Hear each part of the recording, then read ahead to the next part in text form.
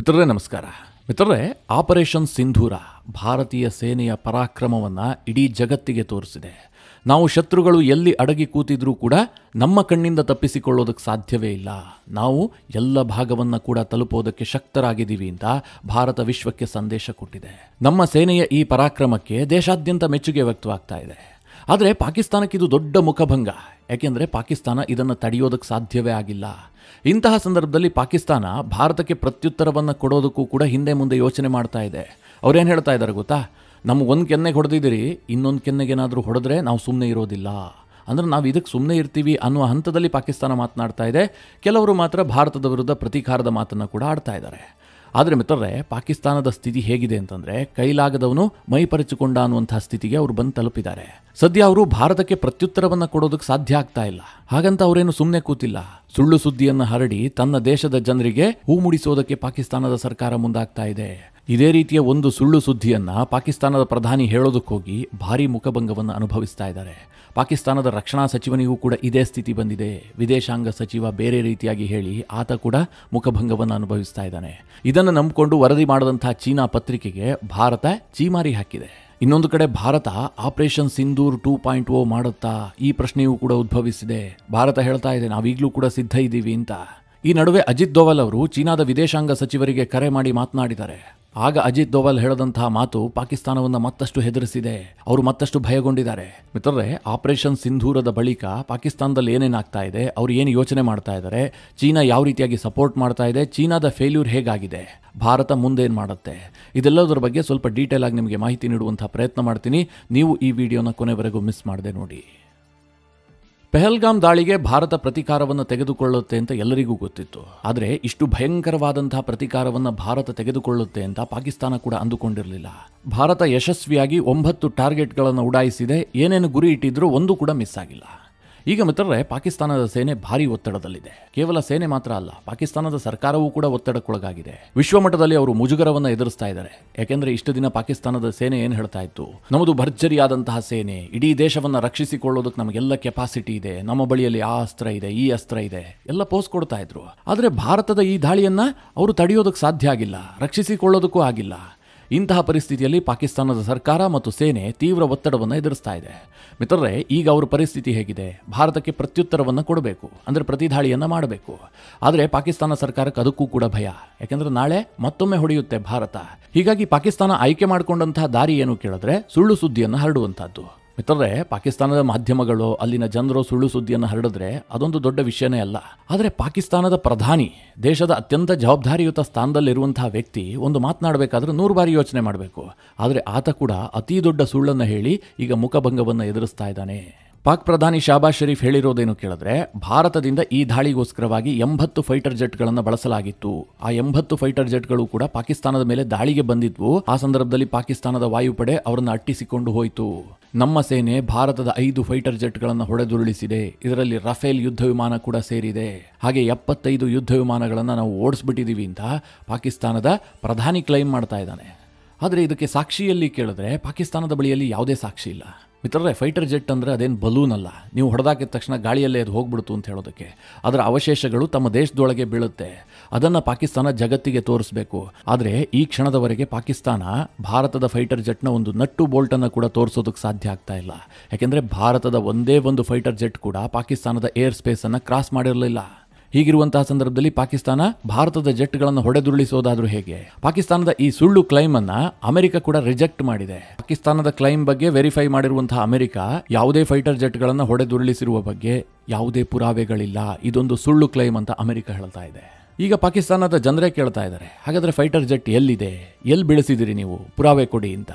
ಆದರೆ ಇನ್ನು ಕೆಲ ಪಾಕಿಸ್ತಾನಿಯರು ಇರ್ತಾರಲ್ಲ, ಅಂದರೆ ತಮ್ಮ ಸರ್ಕಾರವನ್ನು ಬ್ಲೈಂಡ್ ಆಗಿ ಬೆಂಬಲಿಸ್ತಿರುವಂಥವ್ರು, ಅವರು ಮಾತ್ರ ಸೋಷಿಯಲ್ ಮೀಡಿಯಾದಲ್ಲಿ ಭಾರತದ ಹಳೆಯ ಫೈಟರ್ ಜೆಟ್ಗಳು ನಮ್ಮ ದೇಶದೊಳಗೆ ಯಾವಾಗಲೂ ಕ್ರ್ಯಾಶ್ ಆಗಿರ್ತಾವಲ್ಲ, ಅದೆಲ್ಲ ನಮ್ಮ ಮೀಡಿಯಾದಲ್ಲಿ ವರದಿಯಾಗಿರುತ್ತಲ್ಲ, ಆ ಫೋಟೋಗಳನ್ನು ಆ ವಿಡಿಯೋಗಳನ್ನು ಇಟ್ಕೊಂಡು ವೈರಲ್ ಮಾಡ್ತಾ ಇದ್ದಾರೆ, ಇವೆಲ್ಲ ಪಾಕಿಸ್ತಾನದಲ್ಲಿ ಬಿದ್ದಿದ್ದಾವೆ ಅಂತ.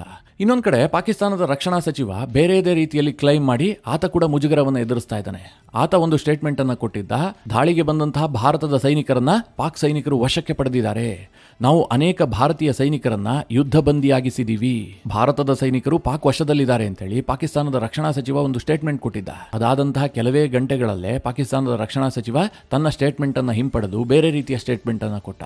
ನಮ್ಮ ಬಳಿಯಲ್ಲಿ ಯಾವುದೇ ಭಾರತೀಯ ಸೈನಿಕರಿಲ್ಲ, ಆದ್ರೆ ಪಾಕಿಸ್ತಾನ ನಡೆಸಿದಂತಹ ದಾಳಿಗೆ ಭಾರತೀಯ ಸೈನಿಕರು ಹೆದರ್ಕೊಂಡು ಓಡೋಗ್ಬಿಟ್ಟಿದ್ದಾರೆ, ಗಡಿಯಲ್ಲಿ ಅನೇಕ ಕ್ಯಾಂಪ್ಗಳನ್ನ ಭಾರತೀಯ ಸೈನಿಕರು ಖಾಲಿ ಮಾಡಿದ್ದಾರೆ ಅಂತೇಳಿ ಪಾಕಿಸ್ತಾನದ ರಕ್ಷಣಾ ಸಚಿವ ಮತ್ತೊಂದು ಹೇಳಿಕೆಯನ್ನ ಕೊಟ್ಟ. ಇನ್ನು ಪಾಕಿಸ್ತಾನದ ವಿದೇಶಾಂಗ ಇಲಾಖೆ ನಿನ್ನೆಯೇ ಒಂದು ಸ್ಪಷ್ಟನೆಯನ್ನ ಕೊಟ್ಟಿತ್ತು, ಯಾವುದೇ ಫೈಟರ್ ಜೆಟ್ಗಳು ಕೂಡ ಪಾಕಿಸ್ತಾನದ ಏರ್ ಸ್ಪೇಸ್ ಅನ್ನ ಪ್ರವೇಶ ಮಾಡಿಲ್ಲ ಹೀಗಂತ ಪಾಕಿಸ್ತಾನದ ವಿದೇಶಾಂಗ ಇಲಾಖೆ ಸ್ಟೇಟ್ಮೆಂಟ್ ಅನ್ನ ರಿಲೀಸ್ ಮಾಡಿತ್ತು. ಆದ್ರೆ ಪಾಕಿಸ್ತಾನದ ವಿದೇಶಾಂಗ ಸಚಿವ ಇಶಾಕ್ ದಾರ್ ಹೇಳ್ತಾ ಇದ್ದಾನೆ, ಭಾರತ 80 ಫೈಟರ್ ಜೆಟ್ಗಳನ್ನು ಬಳಸಿ ದಾಳಿ ಮಾಡಿದೆ ಅಂತ. ಈಗ ಒಂದು ಮನೆಯಲ್ಲಿ ಯಾರ ಮುಂದೆಯಾದ್ರೂ ಒಂದು ಸುಳ್ಳು ಹೇಳಬೇಕು ಅಂತಂದ್ರೆ ಅಪ್ಪನೂ ಅದೇ ರೀತಿಯಾಗಿ ಸುಳ್ಳು ಹೇಳಬೇಕು, ಮಗ ಕೂಡ ಅದನ್ನೇ ಹೇಳಬೇಕು, ಮೊಮ್ಮಗ ಕೂಡ ಅದೇ ಸುಳ್ಳನ್ನ ಹೇಳಬೇಕು.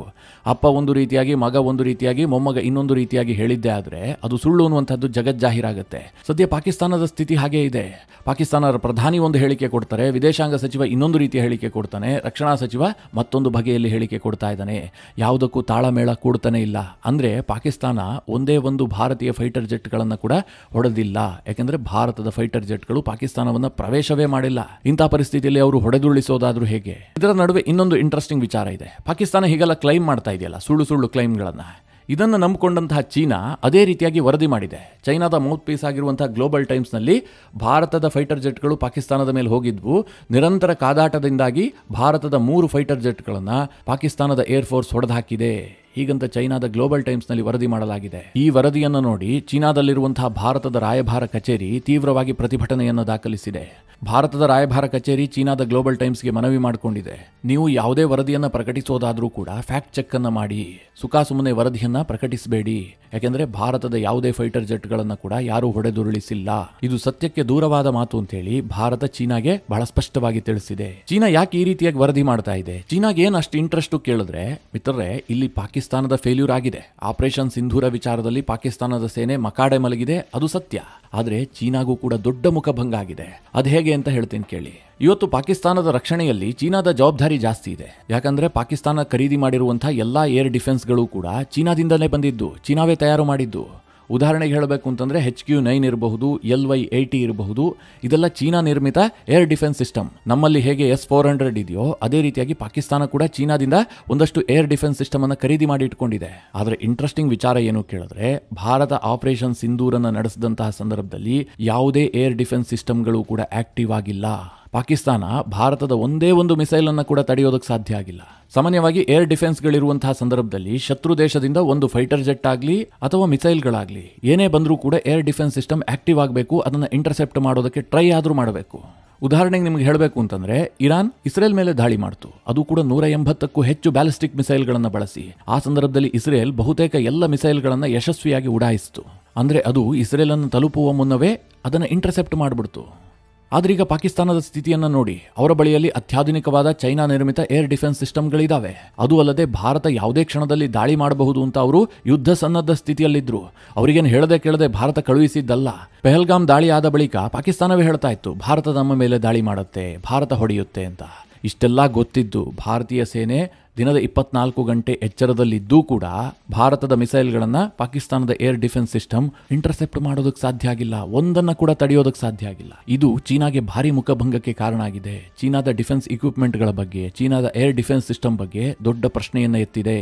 ಎಲ್ಲ ಮಾಧ್ಯಮಗಳಲ್ಲೂ ಕೂಡ ಇದು ಚರ್ಚೆ ಆಗ್ತಾ ಇದೆ. ಚೈನಾದವರು ಇಷ್ಟು ದಿನ ಏನ್ ಕ್ಲೈಮ್ ಮಾಡ್ತಾ ಇದ್ರು, ರಷ್ಯಾ ನಿರ್ಮಿತ S-300ಗೆ ಸರಿಸಮವಾಗಿ ನಮ್ಮ HQ-9 ಇದೆ, ನಮ್ಮ ಏರ್ ಡಿಫೆನ್ಸ್ ಸಿಸ್ಟಮ್ ಅಮೆರಿಕದ ಥಾಡ್ ಡಿಫೆನ್ಸ್ ಸಿಸ್ಟಮ್ಗಿಂತ ಏನು ಕಮ್ಮಿ ಇಲ್ಲ, ಹೀಗೆಲ್ಲ ಚೈನಾದವರು ಕ್ಲೈಮ್ ಮಾಡ್ತಾ ಇದ್ರು. ಆದರೆ ಭಾರತದ ರಫೇಲ್ ಇಂದ ಲಾಂಚ್ ಆದಂತಹ ಸ್ಕಾಲ್ಫ್ ಮಿಸೈಲ್ ಅನ್ನು ತಡೆಯೋದಕ್ಕೆ ಚೀನಾದ ಏರ್ ಡಿಫೆನ್ಸ್ಗೆ ಸಾಧ್ಯವಾಗಿಲ್ಲ.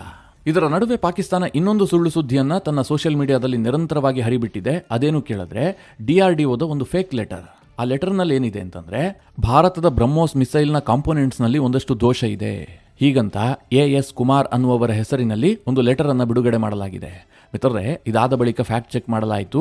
DRDOದಲ್ಲಿ ಯಾವುದೇ AS ಕುಮಾರ್ ಅನ್ನುವಂತಹ ವ್ಯಕ್ತಿಯೇ ಇಲ್ಲ. ಈ ಲೆಟರ್ ಕಂಪ್ಲೀಟ್ ಆಗಿ ಫೇಕ್. ಅದು ಅಲ್ಲದೆ ಮಿತ್ರರೇ, ನಿಮಗೆ ಗೊತ್ತಿರಲಿ, ಭಾರತದ ಬ್ರಹ್ಮೋಸ್ನ ಶಕ್ತಿ ಈಗಾಗಲೇ ಪಾಕಿಸ್ತಾನಕ್ಕೆ ತಿಳಿದಿದೆ. ಅದೇ ಕಾರಣಕ್ಕೋಸ್ಕರವಾಗಿ ಅವರು ಈ ರೀತಿಯ ಸುಳ್ಳು ಸುದ್ದಿಗಳನ್ನು ಹಬ್ಬಿಸ್ತಾ ಇರುವಂತಹದ್ದು. ನಮ್ಮಿಂದ ಒಂದು ಮಿಸ್ ಆಗಿ ಬ್ರಹ್ಮೋಸ್ ಪಾಕಿಸ್ತಾನದ ಕಡೆಗೆ ಹೋಗಿ ಬಿದ್ದಿತ್ತು, ಮಿಸ್ ಆಗಿ ಲಾಂಚ್ ಆಗಿದ್ದದು. ಅದು ಪಾಕಿಸ್ತಾನಕ್ಕೆ ಗೊತ್ತೇ ಆಗಿರಲಿಲ್ಲ. ಇದೇ ರೀತಿಯಾಗಿ ಅವರ ಏರ್ ಡಿಫೆನ್ಸ್ ಸಿಸ್ಟಮ್ ಫೇಲ್ಯೂರ್ ಆಗಿತ್ತು. ಅವರ ರೆಡಾರ್ಗೆ ಅದು ಸಿಕ್ಕಿರಲಿಲ್ಲ. ಅದಾದ ಬಳಿಕ ಭಾರತವೇ ಪಾಕಿಸ್ತಾನಕ್ಕೆ ಹೇಳ್ತು ನಮ್ಮಿಂದ ಮಿಸ್ ಫೈರ್ ಆಗಿದೆ, ದಯವಿಟ್ಟು ಕ್ಷಮಿಸಿ ಅಂತ. ಅದಾದ ಬಳಿಕವೇ ಪಾಕಿಸ್ತಾನಕ್ಕೆ ಗೊತ್ತಾಗಿದ್ದು ಬ್ರಹ್ಮೋಸ್ ಬಂದು ಬಿದ್ದಿದೆ ಅಂತ.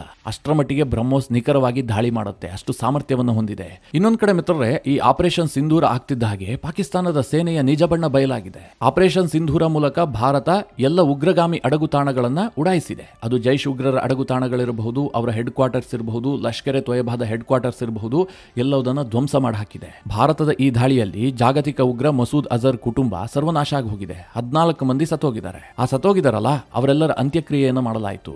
ಆ ಸಂದರ್ಭದಲ್ಲಿ ಪಾಕಿಸ್ತಾನದ ಸೇನೆಯಲ್ಲಿ ಹಾಜರಿತ್ತು. ಅದಕ್ಕೋಸ್ಕರವಾಗಿ ಪಾಕಿಸ್ತಾನದ ಸೇನೆ ಕಂಬನಿ ಬಿಡದಿದೆ. ಪಾಕಿಸ್ತಾನದ ಟಿವಿ ಆಂಕರ್ ಒಬ್ಳು ಮಸೂದ್ ಅಜರ್ನ ಕುಟುಂಬ ನಾಶ ಆಯಿತು ಅಂತ ಹೇಳುವಂತಹ ಸಂದರ್ಭದಲ್ಲಿ ಕಣ್ಣೀರಿಟ್ಟಿದ್ದಾಳೆ. ಪಾಕಿಸ್ತಾನದಲ್ಲಿ ಮಸೂದ್ ಅಜರ್ ಕುಟುಂಬವನ್ನ ಹುತಾತ್ಮ ಅಂತ ಕರೀತಾ ಇದ್ದಾರೆ. ಮಿತ್ರರೇ, ಕೆಲವರಿಗೆ ಒಂದು ಪ್ರಶ್ನೆ ಇದೆ. ಪಾಕಿಸ್ತಾನ ಯಾಕೆ ಈ ಮಸೂದ್ ಅಜರ್ ಇರಬಹುದು, ಈ ಹಫೀಜ್ ಸಯೀದ್ ಇರಬಹುದು, ಇವರೆಲ್ಲರಿಗೆ ಅಷ್ಟು ರೆಸ್ಪೆಕ್ಟ್ ಕೊಡುತ್ತೆ, ಅವರನ್ನು ಯಾಕೆ ಸಾಕ್ತಾ ಇದೆ ಅಂತ ಕೆಲವರಿಗೆ ಪ್ರಶ್ನೆ ಬರಬಹುದು. ಮಿತ್ರರೇ, ಒಂದು ತಿಳ್ಕೊಳ್ಳಿ, ಪಾಕಿಸ್ತಾನದಲ್ಲಿ ಕೂತು ನೋಡುವಂಥವರಿಗೆ ಇದೆಲ್ಲವೂ ಸರಿ. ಯಾಕೆಂದ್ರೆ ಅವರು ರಿಲಿಜಿಯಸ್ ಫಿಗರ್. ಭಾರತದಲ್ಲಿ ನಾವು ಹೇಗೆ ಧರ್ಮಗುರುಗಳು ಅಂತ ಕರಿತೀವೋ ಅದೇ ರೀತಿಯಾಗಿ ಪಾಕಿಸ್ತಾನದಲ್ಲಿ ಇವರು ಧರ್ಮಗುರುಗಳು. ಆದ್ರೆ ಇವರು ಮಾಡ್ತಾ ಇರುವಂತಹದ್ದು ಮಾತ್ರ ಕಂಪ್ಲೀಟ್ ಅಧರ್ಮವೇ. ಯಾಕೆಂತಂದ್ರೆ ಭಾರತದಲ್ಲಿ ಧಾರ್ಮಿಕ ಗುರುಗಳು ಶೈಕ್ಷಣಿಕ ಸಂಸ್ಥೆಯನ್ನು ನಡೆಸ್ತಾರೆ, ವಿದ್ಯಾರ್ಥಿಗಳಿಗೆ ನೀತಿ ಪಾಠವನ್ನ ಮಾಡ್ತಾರೆ, ಜೊತೆಗೆ ಎಜುಕೇಶನ್ ಕೊಡುವಂತಹ ಕೆಲಸ ಮಾಡ್ತಾರೆ. ಯುವಕರನ್ನ ಡಾಕ್ಟರನ್ನಾಗಿಯೋ ಅಥವಾ ಇಂಜಿನಿಯರ್ ಅನ್ನಾಗಿಯೋ ಮಾಡೋದಕ್ಕೆ ನಮ್ಮ ಧಾರ್ಮಿಕ ಸಂಸ್ಥೆಗಳು, ನಮ್ಮ ಧಾರ್ಮಿಕ ಮುಖಂಡರು ಕೆಲಸ ಮಾಡ್ತಾರೆ. ಅದೇ ಮಿತ್ರರೇ, ಪಾಕಿಸ್ತಾನದಲ್ಲಿ ಈ ಮಸೂದ್ ಅಜರ್, ಹಫೀಜ್ ಸಯೀದ್ ಇಂಥವರೆಲ್ಲ ಯುವಕರಿಗೆ ಉಗ್ರವಾದವನ್ನ ಬೋಧಿಸ್ತಾರೆ. ನೀವೆಲ್ಲರೂ ಕೂಡ ಧರ್ಮಕ್ಕಾಗಿ ಸಾಯಬೇಕು, ಧರ್ಮಕ್ಕಾಗಿ ಪ್ರಾಣ ತ್ಯಾಗ ಮಾಡಿದ್ದೆ ಆದ್ರೆ ನೀವು ಜನ್ನತ್ಗೆ ಹೋಗ್ತೀರಿ, ಈ ರೀತಿಯ ವಿಷ ಬೀಜವನ್ನು ಬಿತ್ತಾರೆ. ಜೊತೆಗೆ ಶಸ್ತ್ರಾಸ್ತ್ರಗಳ ತರಬೇತಿಯನ್ನು ಕೂಡ ತಮ್ಮದೇ ಧಾರ್ಮಿಕ ಸಂಸ್ಥೆಯಲ್ಲೇ ಕೊಡಿಸ್ತಾರೆ. ಇದಕ್ಕೆ ಕಾರಣ ಏನು ಕೇಳಿದ್ರೆ, ಪಾಕಿಸ್ತಾನದ ಸೇನೆಗೆ ಭಾರತವನ್ನು ನೇರವಾಗಿ ಎದುರಿಸೋದಕ್ಕೆ ಸಾಧ್ಯ ಇಲ್ಲ. ಅವರೇನೇ ಇದ್ರೂ ಕೂಡ ಹಿಂಬಾಗಿಲ ಮೂಲಕವಾಗಿ ಭಾರತವನ್ನು ಎದುರಿಸೋದಕ್ಕೆ ಈ ಹಿಂದಿನಿಂದಲೂ ಕೂಡ ಪ್ರಯತ್ನ ಮಾಡ್ತಾ ಇದ್ದಾರೆ. ಅದಕ್ಕಾಗಿ ಉಗ್ರಗಾಮಿಗಳನ್ನ ಅವರು ಪೋಷಿಸ್ತಾ ಇರುವಂತಹದ್ದು. ಪೆಹಲ್ಗಾಮ್ ದಾಳಿ ಮಾಡಿದ್ದು ಹೇಗೆ ಹೇಳಿ? ಅಮಾಯಕರ ಮೇಲೆ ಉಗ್ರರು ಅಟ್ಟಹಾಸವನ್ನ ಮೆರೆದಿದ್ದು. ಈಗ ಪಾಕಿಸ್ತಾನದ ಸೇನೆ ಅದನ್ನೇ ಮಾಡ್ತಾ ಇದೆ.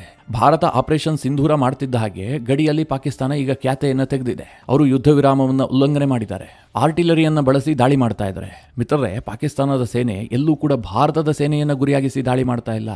ಗಡಿಯಲ್ಲಿರುವಂತಹ ಅಮಾಯಕ ಭಾರತೀಯರನ್ನ ಗುರಿಯಾಗಿಸಿ ಅವರು ದಾಳಿ ಮಾಡ್ತಾ ಇದ್ದಾರೆ. ಪಾಕಿಸ್ತಾನದ ಸೇನೆಯ ಈ ಗುಂಡಿನ ದಾಳಿಯಿಂದಾಗಿ ಅಮಾಯಕರು 10 ಮಂದಿ ಬಲಿಯಾಗಿದ್ದಾರೆ. ಮಿತ್ರರೇ, ಇದು ವೀರರು ಶೂರರು ಮಾಡುವಂತಹ ಕೆಲಸ ಅಲ್ಲ. ನಿಮಗೆ ತಾಕತ್ತಿದ್ರೆ ನಮ್ಮ ಸೇನೆಯನ್ನು ಎದುರಿಸಿ. ಅದನ್ನು ಬಿಟ್ಟು ಯಾರೋ ಅಮಾಯಕರ ಮೇಲೆ ಗುಂಡು ಹಾರಿಸ್ತೀನಿ ಅಂತಂದ್ರೆ ಪಾಕಿಸ್ತಾನದ ಸೈನಿಕರು ಎಂತಹ ಹೇಡಿ ಕುನ್ನಿಗಳು ಅಂತ ಯೋಚನೆ ಮಾಡಿ. ಇದೆಲ್ಲದರ ನಡುವೆ ಭಾರತದಲ್ಲಿ ಚರ್ಚೆ ಆಗ್ತಿರುವಂತಹ ಇನ್ನೊಂದು ವಿಚಾರ ಏನು ಕೇಳಿದ್ರೆ, ಪಿಕ್ಚರ್ ಅಭಿ ಬಾಕಿ ಹೈ. ಬಹಳ ದೊಡ್ಡ ಮಟ್ಟದಲ್ಲಿ ಚರ್ಚೆ ಆಗ್ತಾ ಇದೆ. ಭಾರತ ಏನಾದ್ರೂ ಆಪರೇಷನ್ ಸಿಂಧೂರ್ 2.0 ಮಾಡುತ್ತಾ? ಈ ರೀತಿಯ ಚರ್ಚೆಗಳು ಜಾಸ್ತಿ ನಡೀತಾ ಇದೆ. ಆಪರೇಷನ್ ಸಿಂಧೂರ್ 2.0 ಆಗಬೇಕು ಅಂತಾದ್ರೆ ಪಾಕಿಸ್ತಾನ ಭಾರತದ ಮೇಲೆ ಇನ್ನೊಮ್ಮೆ ದಾಳಿ ಮಾಡಬೇಕು, ಪ್ರತೀಕಾರಕ್ಕಾಗಿ ಅವರು ಬರಬೇಕು. ಅಂತಹ ಸಂದರ್ಭದಲ್ಲಿ ಡೆಫಿನೆಟ್ ಆಗುತ್ತೆ. ಈ ಸುಳಿವನ್ನ ಈಗಾಗಲೇ ನಮ್ಮ NSA ಕೂಡ ಕೊಟ್ಟಿದ್ದಾರೆ. ಆಪರೇಷನ್ ಸಿಂಧೂರ್ ಆಗ್ತಿದ್ದ ಹಾಗೆ ಭಾರತದ ಭದ್ರತಾ ಸಲಹೆಗಾರ ಅಜಿತ್ ದೋವಲ್ ಅವರು ಅನೇಕ ದೇಶಗಳನ್ನು ಸಂಪರ್ಕ ಮಾಡಿ ಮಾತನಾಡಿದ್ದಾರೆ. ಅದರಲ್ಲಿ ಚೀನಾ ಕೂಡ ಇತ್ತು. ಚೀನಾದ ವಿದೇಶಾಂಗ ಸಚಿವರಾಗಿರುವಂತಹ ವಾಂಗಿ ಜೊತೆಗೆ ದೂರವಾಣಿ ಮೂಲಕ ಮಾತನಾಡಿದಂತಹ NSA ಅಜಿತ್ ದೋವಲ್ ಅವರು ಬಹಳ ಸ್ಪಷ್ಟವಾಗಿ ಚೀನಾಗೆ ತಿಳಿಸಿದ್ದಾರೆ, ಪಾಕಿಸ್ತಾನ ಏನಾದರೂ ಪ್ರತೀಕಾರಕ್ಕೆ ಮುಂದಾಗಿದ್ದೇ ಆದ್ರೆ ಭಾರತ ಇದಕ್ಕಿಂತ ದೊಡ್ಡ ಮಟ್ಟದಲ್ಲಿ ಉತ್ತರ ಕೊಡುತ್ತೆ. ಆಪರೇಷನ್ ಸಿಂಧೂರ್ ಏನೂ ಅಲ್ಲ, ಅದಕ್ಕಿಂತ ದೊಡ್ಡ ದಾಳಿಯನ್ನ ನಾವು ಪ್ಲಾನ್ ಮಾಡ್ತೀವಿ ಅಂತ ಹೇಳಿ ನೇರವಾದ ಎಚ್ಚರಿಕೆಯನ್ನ ಚೀನಾ ಮೂಲಕವಾಗಿ ಪಾಕಿಸ್ತಾನಕ್ಕೆ ಕೊಟ್ಟಿದ್ದಾರೆ. ಆದರೆ ಚೀನಾ ಭಾರತಕ್ಕೆ ಏನು ಹೇಳಿದೆ? ಸ್ವಲ್ಪ ಶಾಂತಿಯನ್ನ ಕಾಪಾಡಿಕೊಳ್ಳಿ, ಯಾವುದೇ ರೀತಿಯಲ್ಲೂ ಕೂಡ ದಾಳಿಯನ್ನ ಹೆಚ್ಚಿಸಬೇಡಿ, ಹೀಗಂತ ಚೀನಾ ಭಾರತಕ್ಕೆ ಮನವಿ ಮಾಡಿಕೊಂಡಿದೆ. ಒಟ್ನಲ್ಲಿ ಆಪರೇಷನ್ ಸಿಂಧೂರ್ ಬಳಿಕ ಪಾಕಿಸ್ತಾನ ತೀವ್ರ ಒತ್ತಡದಲ್ಲಿದೆ. ಯಾವುದಾದ್ರೂ ಒಂದು ರೂಪದಲ್ಲಿ ಭಾರತದ ಮೇಲೆ ಪ್ರತೀಕಾರ ತೀರಿಸಿಕೊಳ್ಳೋದಕ್ಕೆ ಅವರು ಯತ್ನ ಮಾಡಿಯೇ ಮಾಡ್ತಾರೆ. ಅಂತಹ ಸಂದರ್ಭದಲ್ಲಿ ಆಪರೇಷನ್ 2.0 ಆಗುವಂತಹ ಎಲ್ಲ ಸಾಧ್ಯತೆಗಳು ಕೂಡ ನಿಚ್ಚಳವಾಗಿದೆ. ಮಿತ್ರರೇ, ಈ ಎಲ್ಲ ಬೆಳವಣಿಗೆಗಳ ಬಗ್ಗೆ ನಿಮ್ಗೇನು ಅನ್ಸುತ್ತೆ? ನಿಮ್ಮ ಅನಿಸಿಕೆ ಅಭಿಪ್ರಾಯವನ್ನು ಕಮೆಂಟ್ ಮಾಡುವ ಮೂಲಕ ನಮಗೆ ತಿಳಿಸಿ. ಹಾಗೆ ನಿಮಗೆ ಈ ವಿಡಿಯೋ ಇಷ್ಟವಾದರೆ ಲೈಕ್ ಮಾಡಿ. ಜೊತೆಗೆ ನೀವಿನ್ನೂ ನಿಮ್ಮ ನೆಚ್ಚಿನ ಸಂಸ್ಕಾರ ಸೌರಭ ಯೂಟ್ಯೂಬ್ ಚಾನಲ್ನ ಸಬ್ಸ್ಕ್ರೈಬ್ ಮಾಡಿಲ್ಲ ಅಂತಾದರೆ ಈ ಕೂಡಲೇ ಸಬ್ಸ್ಕ್ರೈಬ್ ಮಾಡಿ. ಮುಂದಿನ ಎಲ್ಲ ಅಪ್ಡೇಟ್ಗಳ ನೋಟಿಫಿಕೇಷನ್ಗಾಗಿ